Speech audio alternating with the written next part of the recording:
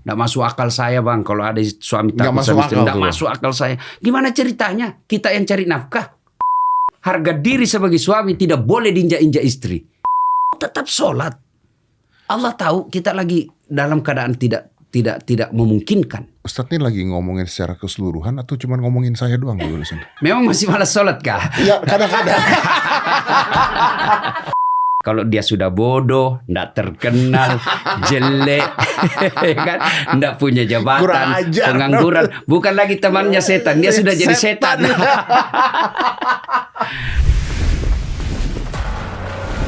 4, 3, 2, 1 and close the door. Ustadz Dasat Latif. Saya tuh penasaran satu. Saya tuh ngeliat profile picture-nya Ustadz. Ya. Profile picture Ustadz itu sedang membasuh kaki ibu. Oke. Mas Dedi, saya itu sangat memuliakan ibu. Jadi saya seperti ini bukan karena saya hebat, tapi karena didikan orang tua saya, tapi karena doa-doa ibu saya. Okay. Makanya saya heran melihat ibu-ibu zaman sekarang ya. Jangan tersinggungin ibu-ibu yang nonton. Ibu-ibu zaman dulu dia tidak punya gaji yang tetap dari suaminya. Betul. Tidak punya rumah dinas. Betul. Tidak punya mobil dinas. Betul. Tidak punya partai penyokong. Tidak punya tidak punya tim sukses. Betul. Anak 9. Betul. Tapi alhamdulillah Diurus bisa semuanya. diurus semua. Jadi orang. Jadi orang, anaknya bisa jadi tentara, jadi polisi, jadi ASN, jadi dokter. Kan ibu-ibu sekarang sibuk TikTok. Nah, sekarang kenapa ibu-ibu cuma anaknya 1? Mobil dinas ada, rumah dinas ada, Pakai babysitter suster. ada, Betul. kemudian pembantu ada. Anak 1 ndak bisa dididik. Kenapa? Karena mereka lebih sibuk dengan urusan Duniawinya. daripada untuk didik anak. Betul. Padahal Bang Dedi, percayalah bahwa investasi paling mulia bagi seorang ibu bukan rumah, Apa itu? anak. Anak. Siapa kalau Bang Dedi meninggal, siapa yang doakan? Kalau Anak kan? betul. Anak. Nggak mungkin teman. Mana teman mau doakan? Coba lihat. Kita selalu bergabung di grup WhatsApp, ya kan? Nah, ketika ada teman meninggal, apa dia doa? Ketik doa? Enggak. Dia cuma kirim stiker. Itu juga gambar Anda. Ya kan? Ya, makanya kekayaan kita adalah anak yang soleh dan soleha. Salah satu makna dari doa yang umumnya orang Islam pasti sudah hafal, namanya doa sapu jagat. Mudah-mudahan Doa sapu jagat. Mudah-mudahan Bang Dedi hafal. Saya nggak tahu nih doa sapu jagat. Kalau saya ucapkan pasti tahu. Coba. Rabbana atina fid dunya hasanah wa fil akhirati hasanah wa qina adzabannar. Berikan kami keselamatan dunia. Berikan dan kami keselamatan dunia dan keselamatan akhirat. Dan Ini kan 2. Ini aja 2 diminta. Selamat dunia, selamat akhirat. Aman tuh. Aman. Nah sekarang yang dimaksud dengan keselamatan atau surganya dunia, satu diantaranya punya anak yang soleh dan soleha. Punya anak soleh tapi punya anak soleh dan soleha. Soleh dan soleha. Harus tergantung dari cara mendidik orang anak. tuanya. Ya, Benar betul, dong. ya, betul, Kalau betul. punya jabatan, kekuasaan, tapi anaknya nabrakin perempuan di parkiran kemarin. Ya, itulah kita heran kalau orang tua tidak bisa didik anak. Sebab zaman sekarang ini semua fasilitas untuk mencerdaskan anak ada. Ya, tapi oke, saya boleh berdebat ya, Boleh, Ustaz, boleh, ya. Tapi fasilitas itu juga membodohi anak. Ustaz. Nah, itulah karena orang tua salah memaknai apa itu sayang. Saya paham nih. Ya, salah memaknai cinta. Iya. Kalau kau sayang sama anakmu, mestinya usia anak jangan kasih handphone. Iya. Sebab di situ perlu kecerdasan mental. Iya. Nah, sekarang handphone itu kan bebas. Dia bisa menonton yang tidak bagus. Nah, orang tuanya berkata kan ada diblokir.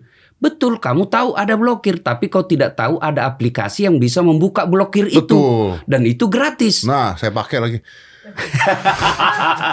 Untuk nyari ini. Ya, make kan tidak berarti kita maksiat. Enggak. Make itu bisa berarti kita hanya mencari informasi. Betul, yang diblok kan banyak, yang Pinterest diblok kan, ada yang begitu-begitu kan. Yang begitu maksud saya, Ustaz. Ya. Saya mah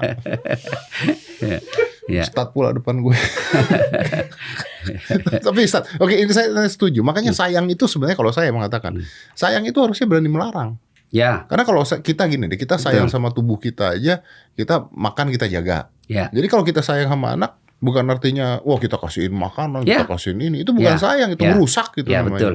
Saya kasih contoh orang tua yang sayang anaknya zaman dulu. Zaman dulu nih. Satu kamar dia bertiga di dalam anaknya. Jadi bapak, ibu sama anak. Enggak, maksudnya dia 3 bersaudara Oh, satu kamar. 3 saudara satu kamar. Ya, Oke. akhirnya dia punya ikatan emosi yang kuat. Ya, Dia merasa bersaudara. betul. Kemudian ibu bapaknya punya intel, punya mata-mata. Pak, pacaran ki bapak, kakakku. Kenapa kau tahu nak? Kuda apa itu surat cintanya? Oh. Ya kan? Jadi Karena adiknya yang adiknya dapat. tahu, Adiknya betul. tahu. Betul. Nah sekarang merasa merasa hebat, merasa sayang anaknya. Satu anak satu kamar. Di dalamnya ada TV. Komputer. Semua keperluannya ada. Sehingga mereka ketemu, makan pun tidak Iya, lagi.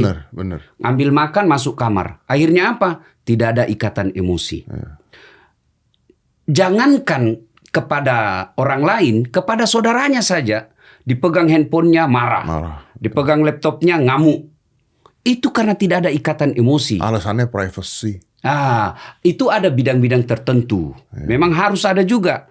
Ajaran Islam, jangan apalagi kalau dia sudah balik, meskipun dia saudara, beda jenis kelamin tidak boleh sekamar. Tapi kan ini beda, ini kita bicaranya kan Sama ikatan laki-laki, emosi yang berbeda. Emosi. Ya. Apalagi zaman dulu anak ketika meminta duit tidak langsung dikasih. Ya. Sama saya misalnya, Pak besok saya membayar, gampang itu nak, tapi caranya kau lap dulu itu tangga. Pak saya besok membayar. Ustaz, bentar nih, maaf saya potong nih Ustaz. Saya tahu Ustaz lagi bicara, maaf saya nggak sopan motong. Tapi ini kayaknya Ustaz agak salah nih Ustaz. Apa itu? Karena tadi saya ngalamin itu Ustaz. Saya ngalamin tidur bertiga sama saudara-saudara saya. Saya ngalamin minta duit ke orang tua saya, nggak langsung dikasih. Tapi kayaknya bukan karena sayang, emang susah Ustaz dulu saya. Karena hebatnya orang tuanya Bang Deddy, akhirnya seperti sekarang. Tapi itu susah Ustaz dulu tuh, nggak punya duit memang Ustaz. Dan saya melihat orang yang susah hidupnya cepat dewasa dan matang. Emang benar. Orang yang dimanja dengan materi lebay. Iya. Orang yang dimanja dengan kemewahan biasanya gampang rapuh hidupnya. Tapi mereka yang dibesarkan dengan hidup susah biasanya petarung. Betul.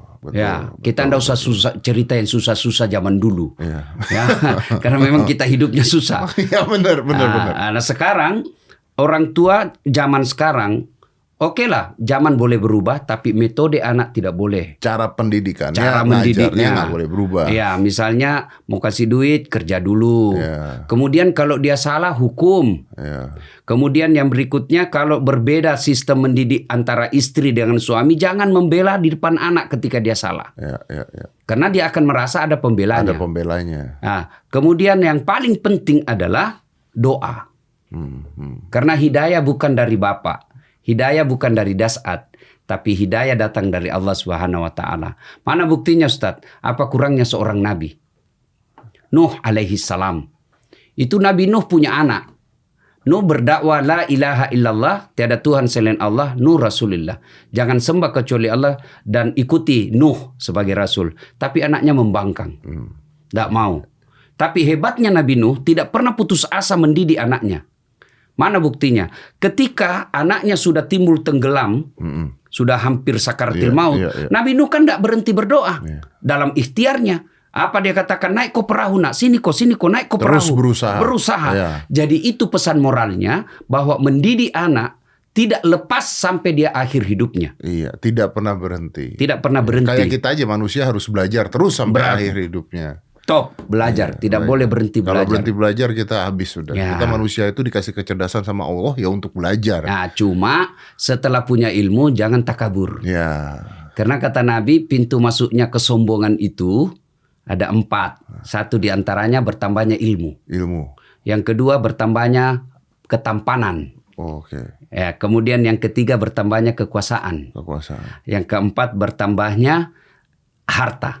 Berarti kalau nggak ada 4 ini berarti udah miskin, tolol, jelek. Nah, jadi kan Nabi bilang begini, teman setan itu sombong. Sombong nggak boleh. Temannya setan. Temannya setan sombong. Ya, sombong itu temannya setan. Oke. Kalau dia kaya, dia tampan, selebriti, terkenal, kemudian dia cerdas, ada jabatannya. Tapi tidak sombong. Sombong. Wajar lah orang bilang, ya artis. Kalau dia sudah bodoh, nggak terkenal, jelek, kan, nggak punya jabatan, Kurang ajar. pengangguran. Bukan lagi temannya setan, dia sudah jadi setan. Maka saya ingatkan kembali di forum ini ya, bahwa kita ini selalu mengidentikan jahiliyah. Kan tidak ada orang mau disebut masyarakat jahiliyah. Tidak mau dia. Nah, jahiliyah itu selalu orang identikan bahwa jahiliyah itu 1400 tahun yang lalu. Padahal jahiliyah itu adalah karakter. Iya, betul. Jahiliyah itu karakter. Apa karakternya jahiliyah? Sombong. Yang kedua, tidak mau menerima nasihat. Jadi ketika ada orang sombong dan tidak mau menerima nasihat, itu jahiliyah. Nah, Abu Lahab itu cerdas. Abu Jahal itu cerdas. Abu Sufyan itu cerdas. Tapi karena merasa saya bangsawan Arab yang ada di Mekah. Muhammad itu anak baru kemarin. Masa dia nabi? Suku saya lebih tinggi daripada sukunya. Sombong. Jadi sombong itu, Bang Deddy, ada dua karakternya. Satu, menolak kebenaran. Dua, meremehkan orang lain. Ini yang paling gampang orang lakukan, meremehkan orang lain itu. Allah kasih Mas Deddy, Bang Deddy kekayaan. Misalnya diberi rumah yang mewah. Pakai itu. Allah kasih rezeki mobil yang mewah. Pakai. Apa dia sombong? Enggak. Kapan dia sombong? Ketika meremehkan orang yang kos-kosan. Ketika meremehkan orang yang naik angkot. Nah, itulah sombong. Tapi kalau memakai barang mewah, dengan tujuan bahwa saya supaya tidak diremehkan, supaya Islam tidak dianggap hina, supaya Islam tidak identik dengan kemiskinan, itu muru'ah namanya. Itu baik malah. Baik, membela harga Dan diri. kalau kita memiliki kekayaan, tujuannya juga bisa membantu orang lain, lebih baik lagi. Oh, ada kesalahan orang sekarang. Rasulullah itu pengusaha muda. Dan Anda tahu, golongan pertama yang masuk Islam itu anak muda pengusaha. Kira-kira kalau sekarang HIPMI di Mekah. Yang masuk Islam. Abu Bakar Siddiq, pengusaha. Utsman bin Affan, pengusaha. Abdurrahman bin Auf, pengusaha. Muhammad SAW sendiri pada zaman itu pengusaha. Cuma kenapa dikatakan diidentikan dengan miskin? Karena tidak ada barang-barang mewah di rumahnya. Kenapa tidak ada? Apa tidak mampu? Bukan tidak mampu, tapi begitu ada, dia lebih senang gunakan untuk dakwah. Oke. Saya punya pertanyaan, Ustaz. Banyak netizen yang misalnya, tidak semua, tapi ada oknum-oknum netizen. Yang misalnya dia ngelihat ada orang kaya. Orang kayanya nggak sombong. Orang kayanya biasa, pengusaha lah. Lalu dia komen, nanti juga mati nggak dibawa tuh kekayaan. Yang penting mah saat ini nggak apa-apa gue miskin, tapi gue sholat, gue masuk surga. Nah, itu sombong tidak? Sombong itu, dengan kemiskinannya tidak? Itu pendapat yang keliru. Nah, sangat keliru. Tidak dibenarkan mengatakan jangan cari uang banyak-banyak, kau tidak bawa mati. Nah, itu salah. Cari uang banyak-banyak, bawa mati. Bagaimana caranya bawa mati? Kirim sebelum mati. Santuni anak yatim. Ustadz, saya mau nanti kubur saya ber-AC. Kirim ke panti asuhan. Iya, betul. Insya Allah ada itu. Ya, berdoa-doa anak tersebut. Dan ketika kita mati pun kita bahagia karena kita sudah memberikan apa yang bisa kita kasih ke orang lain sebenarnya. Gimana kita mau kasih ke orang lain kalau kita miskin? Iya, benar. Gimana kita mau haji kalau kita miskin? Memang ada jalannya. Tapi itu 1 dari 1000 orang dapat undian. Itu juga ribet. Ya kan? Maka tidak sependapat bagi saya orang yang mengatakan tidak usah cari duit banyak-banyak, tidak dibawa mati. Bagi saya cari duit banyak-banyak, bawa mati. Caranya kirim sebelum wafat. Tidak usah, jangan berpikiran kita sudahlah saya sholat. Kan enak, sholatnya baik, Senin Kamisnya jalan, duitnya ada. Itulah yang baik, itulah yang diinginkan oleh Islam. Itu semuanya dapat, duit bisa bantu orang. Itulah yang disebut fid dunya hasanah wa fil akhirati hasanah. Selamat di dunia, selamat akhirat. Ini sebenarnya sama hampir semua dengan semua ilmu yang ada, filosofi lah, agama apa. Ini kan kesenjangan kan, maksudnya kesetaraan kan. Jadi kita punya dakwah, kita punya doa, kita punya apa, tapi duniawinya juga. Artinya keseimbangan itu kan keseimbangan, sebenarnya kan. Betul. Poinnya Poinnya keseimbangan. yin yang. Ya. kan Saya yin lihat yang. itu yang gambar Betul, putih dengan yin hitam. yang. Ya, Iya, harus hidup betul, tuh harus seimbang keseimbangan, gitu. Nggak bisa betul. berat sebelah doang. Ya. Tapi Ustadz, kalau tadi kan saya lihat Profil Ustadz membasuh kaki ibu. Dan saya punya pertanyaan. Seandainya seorang ibu dan seorang ayah nih, dua-duanya baik, dua-duanya baik. Ya kalau kan ada ya, kita nggak usah nutup mata. Ada ayah yang brengsek, kurang ajar, ninggal. Ibu juga ada yang begitu loh. Ya, Ibu ya, juga ada. ya. Tapi kita anggap dua-duanya baik, Ustadz. Ya. Di ajaran agama Islam, kita harus lebih menghargai dan menyayangi yang mana? Ibu. Ibu. Itu bukan saya yang berkata, Ya. tapi Nabi. Nah, Nabi pernah boleh- ditanya, ya Rasulullah, setelah Allah dan Rasulnya siapa yang saya taati? Kata Nabi, ibumu. Kenapa, Ustadz? Setelah Ada itu penjelasan? ibumu. Setelah itu Ibumu. ibumu. Iya, saya tahu Setelah tuh. itu bapakmu. Iya. Ibu, Ibu, bapak. bapak. Berarti Betul. 3 ibu, 1 ayah. Oh, berarti poligami. Salah. Saya tidak mengatakan 3. Saya tidak mengatakan 3 istri. Oh, 3 istri. Ya, Ibu ya? Ibu. Oh, beda ya, istri sama ibu beda. Ya. Lalu orang berkata, kenapa diberikan 3 kali ibu? Ya. Oh, ternyata para ulama menafsirkan. Ya, masuk ilmu para ulama. Karena ada 3 kelebihan ibu yang meskipun kelihatan fisiknya lemah, tapi tidak ada laki-laki perkasa yang mampu memikulnya. Apa? 1, hamil. Coba. Mana ada lelaki mampu memikul hamil? Mau coba rasanya sakitnya hamil? Bawa deh kelapa 1 biji, kemana-mana bawa. 1 jam ada sudah menderita. Pinggang kena pinggang. Ya. Perempuan hamil, mana ada perempuan hamil tengkurap tidur, Iya. dan dia tahan 9 bulan 3 hari. Oh iya benar. Kita laki-laki 1 bulan aja ndak tengkurap pusing. Itu perempuan mampu Hamil ya. hamil. Satu. Coba yang kedua, Oke. melahirkan. Sama aja dong. Mana ada ibu-ibu melahirkan senyum? Tidak mentang-mentang dia istri pejabat dia melahirkan, keluar kona. Dia setengah mati juga dia. Ya kan? Nyawa loh. Ya, dan itu pilihannya 2. Iya. Kalau tidak setengah mati, mati sekalian. Iya, benar. Dan berapa banyak ibu meninggal dunia melahirkan anaknya. Apalagi di zaman dulu ya. Ya, Wah, itu yang meninggal luar betul. biasa. Oke. Makanya Allah mengapresiasi perempuan yang meninggal karena melahirkan, dia dikasih pahala jihad. Jadi mati jihad. Ya, jihad tidak berarti selalu identik dengan perang. Oh tidak. Jihad cari nafkah, jihad. Iya. Ya, Kang Deddy seperti ini, Bang Deddy seperti ini jihad. Jihad. Menyampaikan amar ma'ruf nahi mungkar dengan versi yang berbeda. Bukan teriak kafir ya. Ya. Kemudian yang ketiga, kelebihan ibu menyusui. Ibu-ibu yang nonton ini pasti ketawa lihat bagaimana susahnya menyusui. Apalagi ketika tumbuh giginya. Ya kan? 7 bulan itu kau gigit saya nak, lepas kau. Nggak ada itu ibu-ibu digigit dia tinju nanya, lepas kau. Tidak. Ya betul. Itulah kelebihan 3 perempuan, 3 kelebihan. Pria nggak ada kelebihannya apa gimana? Ada kelebihannya banyak juga yang tapi apa yang pria bisa lakukan perempuan pun bisa. Misal tugas utama laki-laki apa? Cari nafkah. Apa perempuan tidak bisa cari nafkah? Bisa. Apa yang cowok yang cewek nggak bisa apa? Kira-kira apa ya? Saya sampai sekarang belum tahu apa yang. Saya tadi mau bilang cuman cowok yang bisa. Ini sih bercanda. Saya cuma mau bilang cuman cowok kan yang bisa pacaran sama cewek. Tapi sekarang cewek bisa pacaran sama cewek.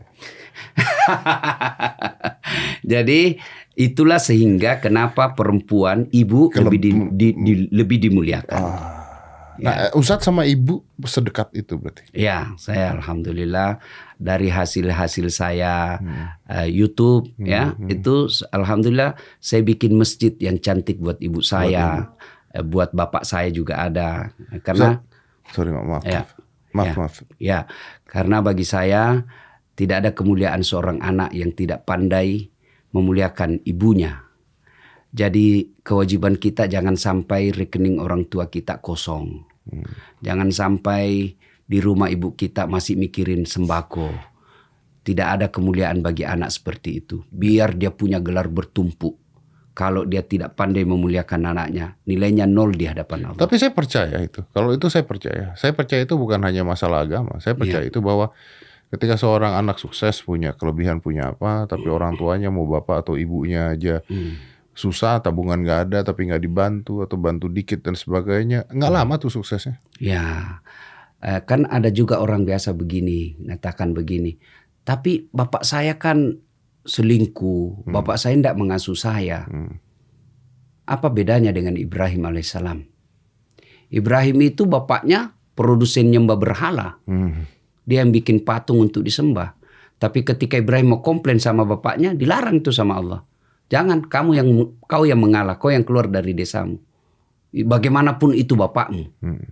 Jadi tidak ada alasan buat kita anak untuk berbuat yang tidak baik kepada orang tua. Tidak ada. Saya setuju. Itu saya soal bapak kita ini berbuat dosa, urusan dia dengan Allah. Bukan urusan kita. Bukan urusan kita. Urusan kita sebagai anak. Ya. Dan ridallah fi ridal walidain. Ridanya Allah tergantung ridanya kedua orang tua. Murkanya Allah tergantung dari murkanya kedua orang tua. Jadi artinya apa? Kalau orang tuamu senang dan ridha kepadamu, maka pasti Allah ridha kepadamu. Suatu ketika ada sahabat bertanya, ya Rasulullah, saya tahu tidak mungkin saya bisa lihat Allah di dunia, tapi saya mau tahu bagaimana supaya Allah tersenyum kepadaku. Maka Nabi menjawab, buat ibu bapakmu tersenyum, maka Allah pasti tersenyum kepadamu. Sangat keliru kita kadangkala lebih hormat kepada istri daripada ibu. Apalagi kalau suaminya takut sama istrinya. Aduh, nggak masuk akal saya bang. Kalau ada suami takut sama istri, nggak masuk akal saya. Gimana ceritanya? Kita yang cari nafkah, kita yang nyicil rumah, tapi takut sama istri. Bagaimana ceritanya? Dia bilang, Ustaz, dia pecahkan piring. Piring bisa dibeli. Harga diri sebagai suami tidak boleh diinjak-injak istri.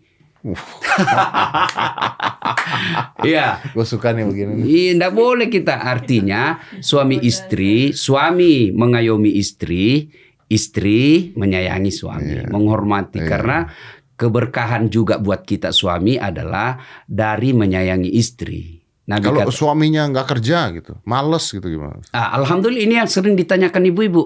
Ustadz, saya yang cari nafkah. Kenapa gue jadi kayak ibu-ibu? Saya nggak kerja, suami saya nggak kerja. Saya bilang alhamdulillah, ibu dapat pahala ganda. Apa pahalanya Ustadz? Misal ya andai saja amal berumah tangga itu dikalkulasi, ada kalkulasinya ya. Oke. Pahala istri 5, pahala suami 5. Tapi karena suami tidak melaksanakan tugasnya sebagai kepala rumah tangga, diambil alih oleh istri, maka istri yang dapat pahala 10. Suami tidak dapat apa-apa. Kan? Ya benar. Ya. Tapi kan pasti si istrinya mulai akan bukan menghina, mulai akan melemahkan posisi suami. Nggak penting lo begini. Ya betul. Itulah keberhasilan setan menggoda istri. Lawan suamimu. Maka kalau mau tidak senang dengan suami, bukan dengan menghinanya, bukan dengan memakinya. Habis? Tapi apa? Cerai. Sudah kita minta pisah. Dan itu dalam agama ada. Ada. Tapi dikatakan pisahlah secara baik-baik, bukan saling menghina di medsos. Iya kan? Banyak kan yang begitu. Waktu pacaran di medsos, Masya Allah, bahagianya kelihatan. Baru setahun menikah, saling menghina lagi di medsos. Kata Allah, boleh, saya izinkan kau bercerai, saya izinkan. Kan tujuan pernikahan itu menemukan kedamaian jiwa. Tapi jika tidak ada kedamaian jiwa, pisah kamu. Benar. Daripada kau 70 tahun bersama tapi bertengkar terus kerjamu. Nggak ada gunanya. Bertengkar, hamil lagi. Bener lagi. Banyak orang kayak begitu. Ribut, hamil. Jadi mending tetap ribut bisa hamil. Jadi kata Allah, mending kau pisah. Tapi pisah secara baik-baik. Jangan saling menghina. Benar. Ya. Jadi Allah memberikan jalan keluar. Jangan saling menghina, jangan saling mempermalukan. Kalau memang nggak cocok dan sebagainya, udah pisah aja. Jangan mengecilkan. Jangan, karena tidak diajarkan oleh agama. Ribut di medsos. Saya tuh bingung deh sama orang-orang curhat di medsos gitu ya. Orang-orang curhat di medsos, pikir teman-temannya peduli apa enggak? Iya betul. Saya biasa istilahkan, ada masalahmu, jangan berdoa di medsos. Itu dia. Ya Allah, lindungilah suamiku. Pret. Mana suamimu? Memang Tuhan baca medsosmu. Saya suka ngomong gitu, Ustaz. Sejak kapan Tuhan mainan medsos? Mending kamu berdoa di hadapan Allah. Benar. Mana ada manusia yang tidak ada masalahnya, Bang? Iya benar. Mana ada manusia? Contoh, istri cantik. Abang kira bukan masalah? Masalah. Cantik, enggak digoda orang. Iya, dilihatin orang cowok. Kalau begitu bagus, kalau istri jelek, dilihatin juga sih. Istri jelek dihina orang. Iya benar. Kita lagi yang malu jalan sama dia. Iya benar. Duluan aja dek, nanti ketemu di gedung. Jadi tidak ada. Kurang apa mulianya Rasulullah? Iya. Kurang apa mulianya? Kurang apa ibadahnya Rasulullah? Beliau kalau sholat sunnah sampai bengkak betisnya. Beliau tidak pernah berbicara kasar. Beliau tidak pernah merugikan orang. Apa beliau tidak punya masalah? Punya pasti. Oh banyak. Masih dalam rahim sudah masalah, wafat bapaknya kan. Iya benar. Lahir lagi, baru beberapa hari bersama ibunya, diambil ibu susunya. 4 tahun sama ibu susunya. Kembali ke ibunya, baru 2 tahun, usia 6 bulan, 6 tahun, wafat lagi ibunya. 6 tahun sudah yatim piatu. Itu Nabi. Punya anak, 7 anak Nabi, 6 semuanya wafat di usia muda. Iya. Itu Nabi ya. Itu Nabi, apalagi kita. Apalagi kita, iya. Apa bedanya? Nabi ketika ada masalahnya, ista'inu bis sabri wassalah. Sabar, perbaiki sholatmu. Saya yang selesaikan masalahmu. Itu janji Allah, bukan janji caleg. Ya.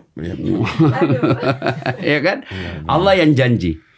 Nah, sayangnya kita bertumpuk masalah, kita datang ke manusia. Apa salah? Tidak. Tapi pasti tidak selesai masalahmu. Iya, nggak peduli orang lain juga. Ya. Orang lain tuh tahu masalah kita malah nyukurin kadang-kadang. Ya. Seneng, akhirnya ada orang juga yang punya masalah gitu kan. Dia bilang, masa dia cerita Ustadz? Itu kan sepupu saya. Iya, siapa itu Abu Sofyan? Masih sepupu Nabi yang menghalangi Nabi dakwah. Masa sih itu kan saudara saya Ustadz? Betul saudaramu. Tapi siapa yang dorong Nabi Yusuf masuk ke sumur? Saudaranya. Itu paman saya Ustadz. Ya benar pamanmu. Tapi siapa Abu Lahab? Iya. Pamannya Nabi. Itu pesan moral dari Al-Quran. Jangan kau cerita kejelekanmu ke orang lain. Lebih cerita kepada Allah. Mau ketemu pejabat kan ribet. Ada protokolernya, ada ajudannya, perlu waktu berhari-hari, bahkan berbulan-bulan. Belum tentu dia bantu. Iya. Tapi ketemu Allah 24 jam. 24 jam. Terbuka untuk siapa saja. Mungkin itu orang-orang karena nggak bisa makanya lewat medsos, siapa tahu kebaca gitu.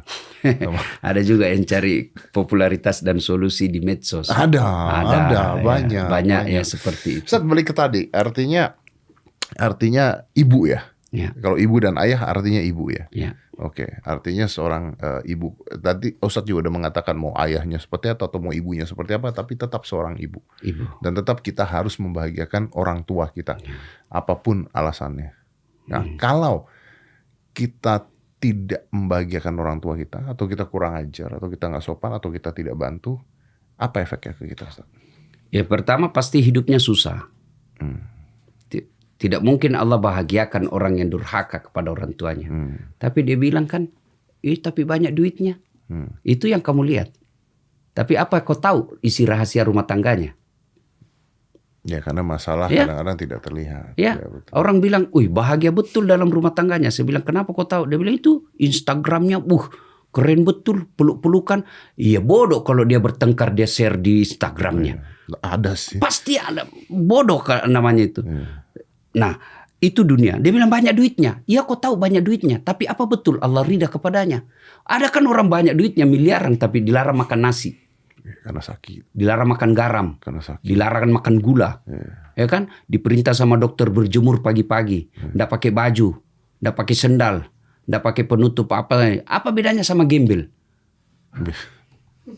Ya kan? Duit miliaran. Tapi nggak ada yang bisa dinikmati. Itu semua sudah teguran. Nah, itu dunia. Apalagi akhirat. Al-jannatu tahta aqdamil ummahat. Surga itu berada di bawah telapak kaki ibu. Maknanya tidak akan kau cium bau surga ketika kau durhaka sama orang tua. Bagi orang yang percaya akhirat. Bagi orang yang tidak percaya akhirat, yang hal seperti ini dia tidak pikirkan. Ya, jadi ibu adalah pintu masuknya ke dalam surga. Saya mau bicara tadi, surga ada di telapak kaki ibu. Ya. Pertanyaan saya adalah, ibu yang bagaimana dulu? Kalau Betul. misalnya ada ibu yang ninggalin anaknya, yang nggak peduli sama anaknya, apakah surganya masih ada di telapak kakinya? Apa pindah ke ayahnya tuh? Tidak ada istilah pindah ke ayah. Kan siapa tahu. Ya kan? Nah, seperti sama halnya dengan bapak. Kalau ibumu durhaka, dia tidak didik kamu dengan baik, bukan urusanmu. Kenapa? Sebab darah daging kita ini adalah bagian dari orang tua. Dan saya lahir ke dunia ini karena saya mampir di rahim ibu saya. Kan banyak kadang-kadang orang curhat, Ustadz, ibu saya kok setelah mau pikun ini cerewet, ya, suka mau dibawa jalan. sudah berapa lama ibu? Ini sudah hampir 6 bulan Ustadz. Saya bilang, kamu baru 6 bulan begitu ibumu kau sudah ngeluh. Kamu 9 bulan dalam rahim ibumu tidak pernah ngeluh. Kamu tahu tidak waktu kau dilahirkan?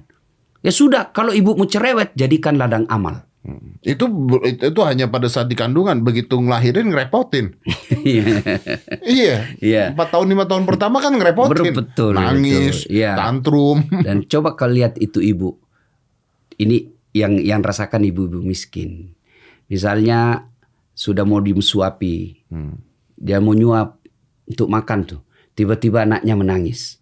Nggak jadi tuh masuk ke mulutnya, lari ke anaknya. Iya, benar. Kadangkala ibu berbohong untuk anaknya. Untuk anaknya. Kenapa nggak makan mak? Saya kenyang. Sudah biasa saya makan begini. Padahal nggak punya uang. Ya. Nah kalau cinta seperti ini lalu tidak dibalas, apalagi sampai dibalas dengan kedurhakaan, gimana Allah mau ridha dalam hidup ini? Padahal hidup ini bang, singkat, ringkas sekali. Yang selalu saya istilahkan, kalau kau di duniamu sengsara, kamu masih bisa punya pilihan. Saya misalnya jadi ASN, pegawai, ternyata kepala daerah saya tidak senang sama saya. Apa masih ada pilihan? Masih. Ada. Saya pensiun. Pensiun pindah. Ya, Pensiun. ya. Saya merantau ke Malaysia. Di Malaysia tidak nyaman. Ada pilihan? Ada. Saya balik ke Indonesia. Balik lagi. Ya. Tapi ketika masuk kubur, ada pilihan. Kecuali digusur ya.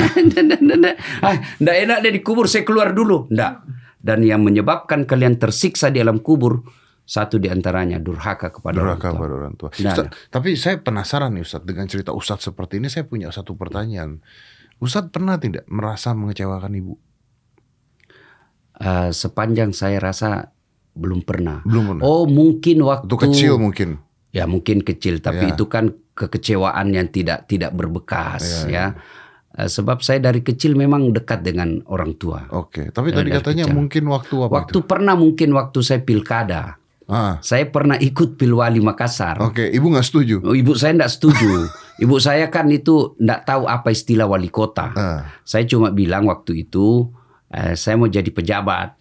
Ibu saya itu tidak lancar bahasa Indonesia.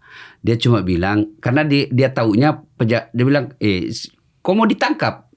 Dalam bahasa Bugis kan. Kenapa? Karena dilihatnya banyak pejabat yang berakhir ditangkap. Oh, banyak pejabat jadi penjahat gitu ya. Akhirnya ketangkep. Jadi waktu itu ada guru saya bawa untuk meyakinkan orang tua saya dari tinjauan agama. Kan biasanya ibu begitu, selalu melihat kita anaknya. Betul. Ini kapan Ustaz? Saya lupa 2014 kali. Udah itu. lama. Sudah lama. 10 tahun yang lalu. Ya 10 tahun yang lalu. Lalu? Jadi waktu itu ibu saya akhirnya katakan ya silakan, tapi saya Tidak ridho. tidak ikhlas. Tidak ikhlas. Itulah mungkin sehingga saya tidak. Anda kalah? Bukan kalah bos.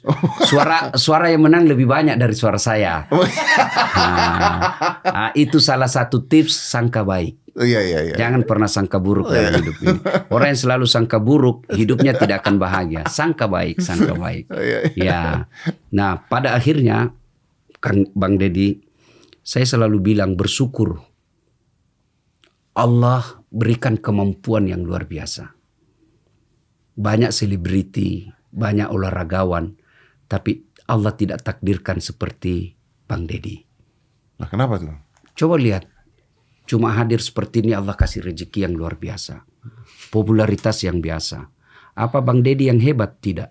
Tapi karena Allah titipkan akal pikiran yang baik. Iya, karena akal pikiran dititipkan. Akal pikiran yang baik. Jadi itu yang patut disyukuri. Ya. Tapi saya mensyukuri. Saya sadar sekali dengan itu. Ya, cara mensyukuri itu berbagi. Ya, cara mensyukuri itu adalah beribadah. Beribadah semampu. Dan hebatnya itu Islam, Bang Deddy, Allah mewajibkan kita tentang perintah itu sesuai kemampuan. Ya.